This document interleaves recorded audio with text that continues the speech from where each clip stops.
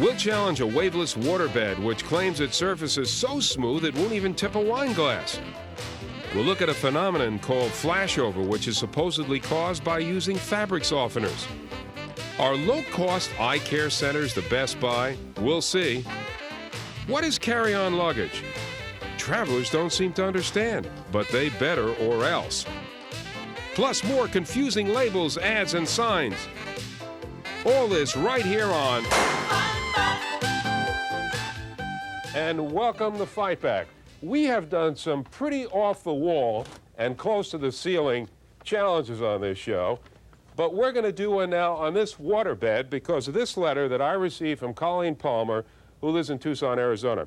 She writes, "My husband Mike and I have seen a commercial that is just unbelievable. It's for Big Sur waterbeds." Let's take a look at that commercial.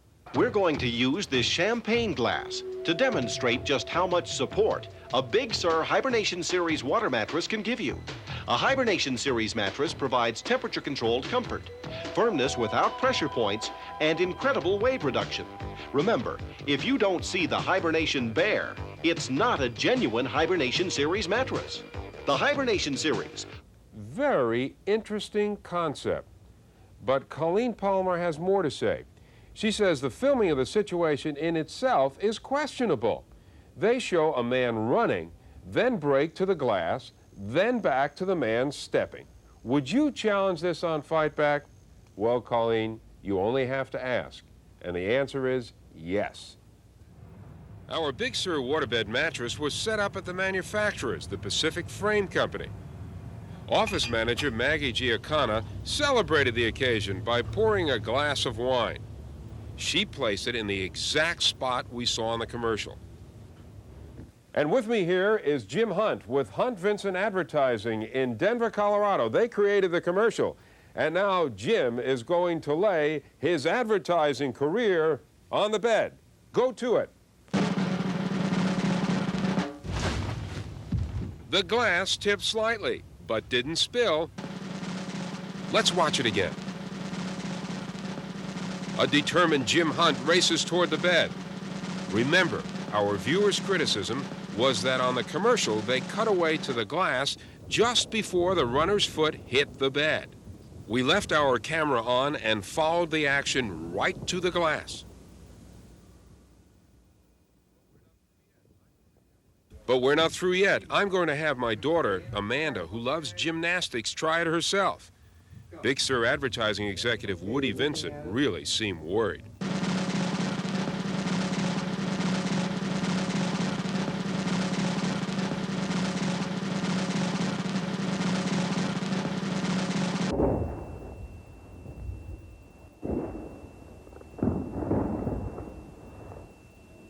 But even Amanda couldn't tip the glass.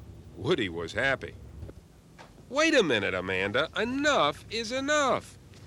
I can't believe it. The glass is still intact. And Big Sur waterbeds passed our challenge. And to Colleen Palmer of Tucson, Arizona, we're going to send you a Fight Back t-shirt and a copy of our theme for sending us this fascinating challenge. And we'll be right back to Fight Back after this short break. Amanda.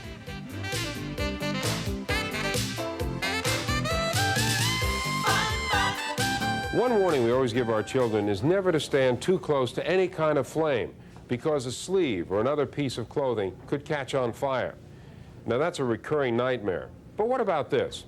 A person's clothing is momentarily engulfed in flames. Yet when it's over, there are no signs of burning anywhere on the fabric. Now you're probably wondering, what does this have to do with a laundromat? Well, it can happen after you dry your clothes. Sounds incredible, doesn't it? But this phenomena is called flashover, and it really does happen. The Textiles and Materials Lab at the University of California, Davis had run tests to determine if the fabric softeners were in fact responsible for this unusual occurrence. There, they cut up a piece of sweater material into 12 pieces. 3 were washed and dried without any fabric softener. 3 were washed and dried with Bounce. The remaining swatches were treated the same way, 3 with Snuggle and 3 with Cling Free. The fabric samples were then oven dried, and the surface of the fabric was brushed up. The fabric samples were all subjected to a standard government test for flammability. Each piece was touched by flame for exactly 1 second. There were no signs of the so-called flashover effect on the fabric that was washed and dried without a fabric softener. But all 3 swatches treated with Bounce and Snuggle showed flashovers, while 2 of the 3 pieces treated with Cling-Free flashed over. And yet the fabric pieces themselves never caught fire. They weren't even scorched. We received a dozen letters from people who have experienced flashover and been frightened by it. Mrs. Ann Toma describes her flashover experience. I put a tea kettle on the stove, and when I went to pick it up, my sleeve caught a flame. So I immediately went to the sink and put it out. To my amazement, the material was not burnt. I have the top of the pajama. There was no burn mark, which was very amazing to have a flame without burning. I have used a fabric softener. I've always used one, and Downy was always my favorite, but needless to say, I will not use that or any other one again. I think it could be very dangerous. If it happened to an elder person that had a bad heart, it could cause a heart attack. If it happened to a child that perhaps would touch their hair could get aflame. I certainly hope they find the solution for this before there's something really tragic happens.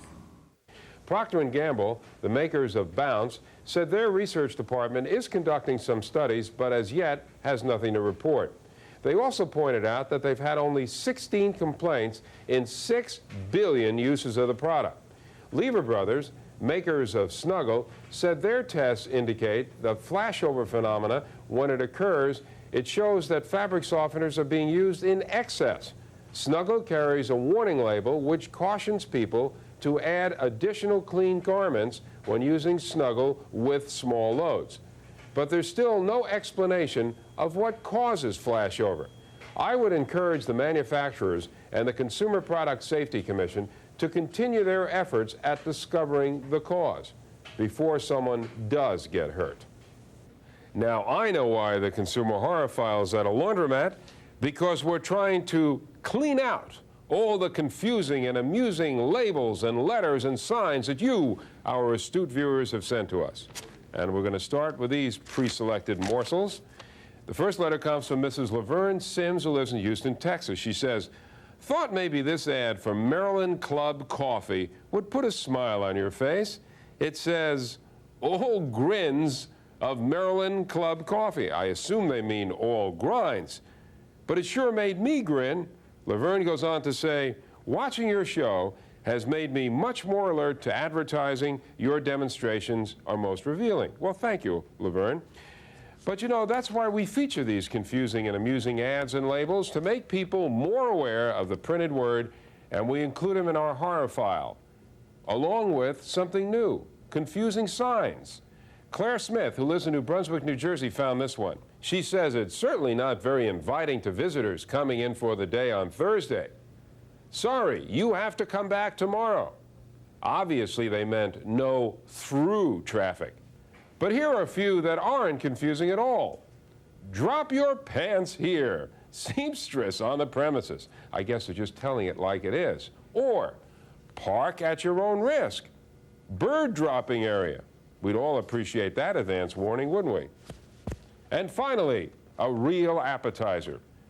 "Fish bait lunch special, $3.99, all you can eat." Try to worm out of that one, folks. And those confusing and amusing labels just keep coming in no matter where we are.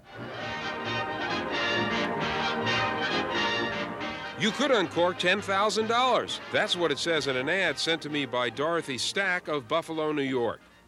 According to the makers of Aste Cinzano, somewhere there is a specially marked cork worth $10,000. But Dorothy points out that the ad concludes with a line, "No purchase required." She asks, does that mean I can go to the store and pop all the corks? I guess you could, Dorothy. But you won't be the only one who pops his cork. To unravel this confusing mystery, we called the Paddington Corporation in Fort Lee, New Jersey. They're the distributors of Asti Cinzano, and we asked them the $10,000 question. How can one obtain a cork without buying the bottle? Their reply? No comment.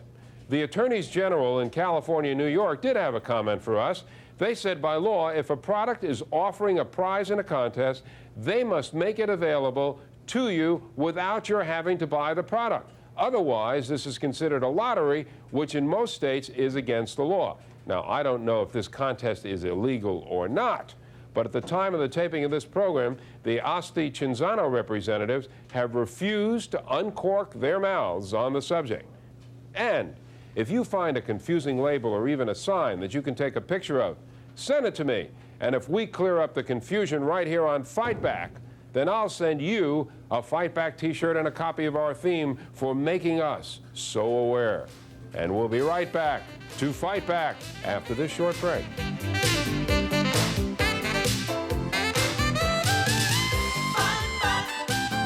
There seems to be a store offering cut-rate eyeglasses on every street corner and every shopping center nowadays, and each one offers a better price than the other.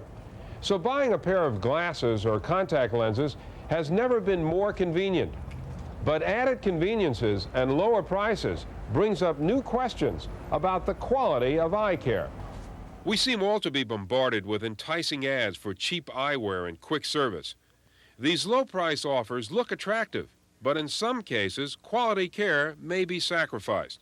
I think people can check around to their healthcare professionals in their immediate area and find out what the range of cost is, what the various fees are that are being quoted, and find out exactly what they're getting for those fees. It's not only the dollar amount, but what is being included or what is being excluded for when they're quoted a fee. It is a good idea to have a list of questions ready to clarify what is included in that price. Find out if an eye examination is part of the cost. Is follow-up care included, and for how long? If a problem develops, say with contact lenses, will they try another brand? Will you receive on-site training to learn how to wear contact lenses? And will they explain what symptoms to look out for to avert serious eye problems? The ultimate goal is a well-fitting pair of glasses or contact lenses at an affordable price. If the glasses are the wrong prescription or are not seated properly before the eyes, you may develop such things as blurred vision or headaches from eye strain. With contact lenses, an undetected problem can lead to infection, corneal abrasions, and in extreme cases, even blindness. So follow-up care is critical. We do not allow a patient to leave our office with their contact lenses until they can demonstrate to us that they are fully capable of putting a lens on the eye properly without injuring the eye, properly removing the lens easily without doing any harm to the eye. They also must know how to properly care for their lenses. The proper case that we provide for them, how to use that case so that they don't damage the lens. The proper solutions are shown to them, and they are provided those solutions before they leave. And if they meet those requirements, then they are allowed to leave the office, providing after my examination that I have determined that they see well and they're comfortable and that those lenses will not cause them any irritations. Then they may leave. It's important to know that opticians can only make and fit lenses. Optometrists and ophthalmologists are qualified to examine eyes and write prescriptions. Ophthalmologists are medical doctors and can also diagnose diseases and special problems of the eyes. If you decide to have your prescription for glasses or contacts filled by an optician, make sure that that facility is registered because many states require it. Be wary of anyone who is willing to make your eyeglasses without a prescription. Now, I'm all for shopping around and getting the best price you can, but don't risk your eyesight for a good deal. Now, let's go to the airport. A lot of people complain to me that the airline seats seem smaller. Well, they are. because in order to make up for the more expensive cost of operating the airlines, they have changed the way planes are configured so they get more people on board. But adding to this discomfort, passengers, lured by advertisements of bigger and better planes, seem to think they can now carry on more and more luggage than ever before. And some flights literally look like cattle cars with people scrambling just to find a place to put their bags. Now, there are rules for what you can carry on an airplane, but most passengers either don't know them or they ignore them completely. The skies are getting more crowded. Just take a look at the airport runways the next time you travel. Delays are not unusual, and late takeoffs and landings inconvenience everyone. But there's another air travel problem we don't hear much about. It's inside the airplane. Space for carry-on luggage is getting harder to find with increased passenger loads. Take a look at all this carry-on luggage. When you see this, you have to think that people are purposely breaking carry-on luggage rules, or they're not aware of what carry-on luggage actually is. Well, carry-on luggage is really defined as that extra piece that you did not check, because we, as an airline, allow you to check either totally 3 pieces of baggage, or you can check 2 pieces and carry on 1, providing they'll fit under your seat or in the overhead storage compartment. The airlines we spoke to all said that carry-on luggage combined should not exceed a total of 45 inches. They get that number by adding the width, height, and length of all the bags. Of course, you are allowed a purse or a briefcase, but again, it must fit easily under the seat or in one of those overhead bins. This information, by the way, is clearly printed on each airline ticket. People today, when they arrive at the airport, are reluctant sometimes to check all of their baggage and ignore what's being told to them or hide a piece of baggage until they really get to the gate and then they think they can take 2 or 3 pieces on. The people notice the planes are getting larger, from the DC-10 to an L-1011 and then 747s.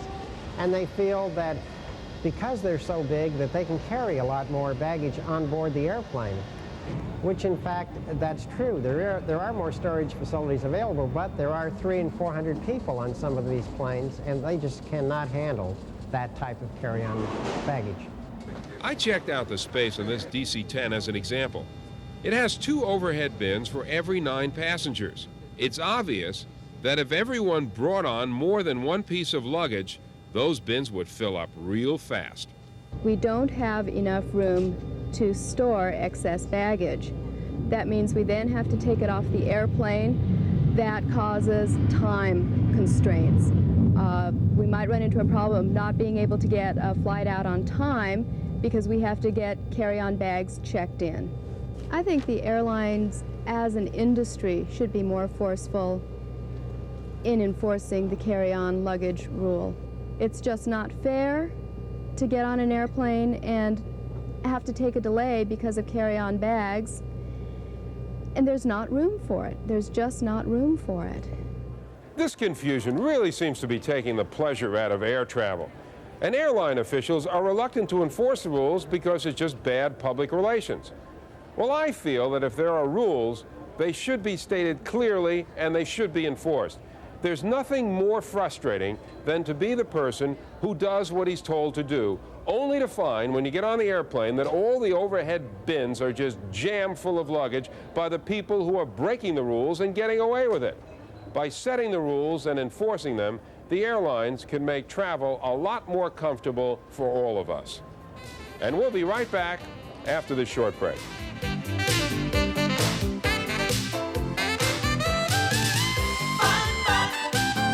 At the top of the program, we challenged a Waterbed commercial that showed a man running and jumping onto a Big Sur mattress without spilling a glass of wine. Denver, Colorado commercial advertising executive Jim Hunt put his career on the bed by volunteering to try the challenge himself. The commercial passed our challenge with hardly a ripple. I even had my daughter Amanda try it herself.